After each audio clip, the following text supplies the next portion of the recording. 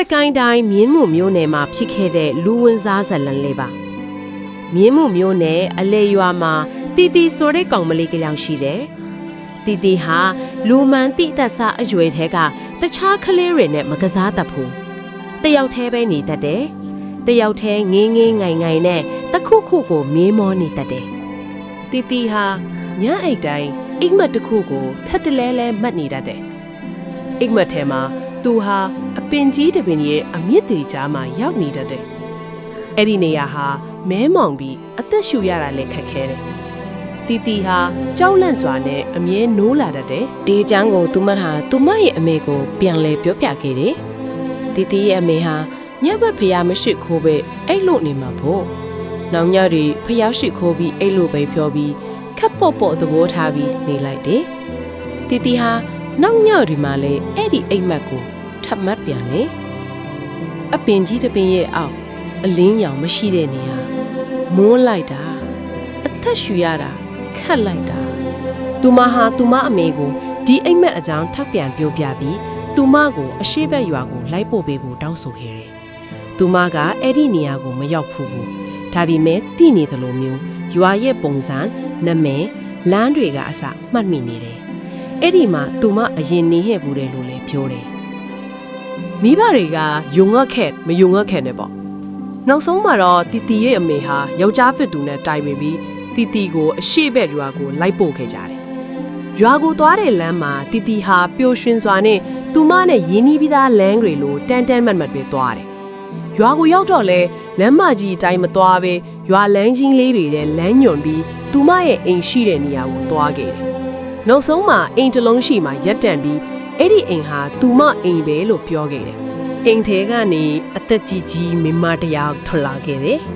သူမရဲ့မျက်လုံးထဲမှာဝမ်းနည်းမှုအထီးကျန်မှုတွေပြည့်နေခဲ့တယ်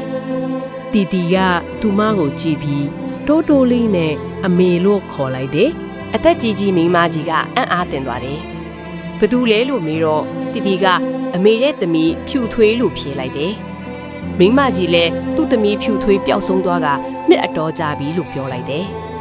ရွာကလူတွေလည်းသတင်းကြတော့အိမ်လေးစီကိုဝိုင်းအောင်ပြီးလာကြည့်နေကြတယ်တီတိုစကားတန်နေလဲပေါ့ဒေါ်အေးကြီးသမီးဖြူထွေးဘသူပျောက်ဆုံးသွားခဲ့တာကိုတော့ဘသူမှမသိခဲ့ကြဘူးတီတီကဒေါ်အေးကြီးကိုကြည့်ကရှိုက်ငိုရင်းနဲ့အကြောင်းအရာတစ်ခုကိုပြန်လည်ပြောပြခဲ့တယ်အဲ့ဒီနဲ့အိမ်ထဲမှာဒေါ်အေးကြီးရဲ့မောင်ဦးမောင်သိန်းတယောက်တည်းရှိနေခဲ့တယ်သူကဖဲရှုံးပြီးအမဖြစ်သူဒေါ်အေးကြီးရဲ့ပတ်စံတွေကိုခိုးနေခဲ့တယ်ဒါကိုဖျင်ကပြန်လာရင်မြင်လိုက်တယ်သူမမြင်သွားတဲ့အချိန်မှာဦးမောင်သိန်းကသူမအော်မှာစိုးလို့ပတ်စက်ကိုလိုက်ပိတ်တယ်အဲ့ဒီအချိန်မှာဘသူမှမထင်မှတ်တဲ့အရာတစ်ခုဖြစ်သွားခဲ့ဦးမောင်သိန်းကစိုးရိမ်စွာပိတ်ထားတဲ့လက်ကပတ်စက်တင်မဟုတ်ဘူးဖြူထွေးရဲ့နှာခေါင်းကိုလည်းပိတ်မိရတာချင်နေခဲ့တယ်ဖြူထွေးတဖြည်းဖြည်းနဲ့ပြော့ခွေကြသွားတယ်မလုပ်တော့ဘူးဦးမောင်သိန်းလည်းဘာလုပ်ရမှန်းမသိတော့သူမကိုတိတ်လေးခြံတောင်းကစကားပင်ကြီးအောက်မှာဖျောက်ချက်ခဲ့တယ်ရွာကလူတွေအကုန်အံ့ဩတုန်လှုပ်သွားကြတယ်သူမပြောတဲ့စကားပင်ကြီးအောက်ကိုသွားပြီးမြေကိုတူးကြည့်ခဲ့ကြတယ်စကားပင်ကြီးအောက်မြေကြီးတွေကနေအယိုးတွေထွက်လာခဲ့တယ်ပတ်ဝန်းကျင်တစ်ခုလုံးတိတ်ဆိတ်သွားခဲ့တယ်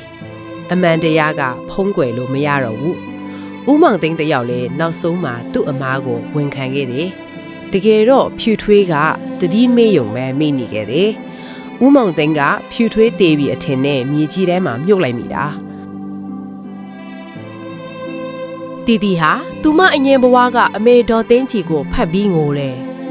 အမေကမျက်ရည်တွေနဲ့သူမကိုတင်းတင်းကြပ်ကြပ်ပြန်ဖတ်ရင်ငိုနေခဲ့တယ်တီတီကသမီးဟိုမှာတလက်ဒီမှာတလက်နေမယ်နော်အမေနဲ့အဖေကိုလည်းပြစ်မထားခဲ့နိုင်ဘူးအမေနဲ့လည်းနေချင်သေးတယ်ဒေါ်အေးကြီးကနေပါသမီးအမေလည်းမကြလာလဲပါမယ်အမေသမီးလေးကိုဘယ်မှရှာလို့မတွေ့လဲကအမေဘဝကအထီးကျန်ချောက်တွေ့နေရတယ်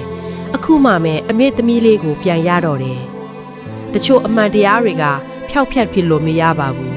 အချိန်တန်ရင်အမှန်တရားကပေါ်လာစမြဲပါတနည်းမဟုတ်သမီးနဲ့အမှန်တရားကအရှိတကိုရောက်လာပါလိမ့်မယ်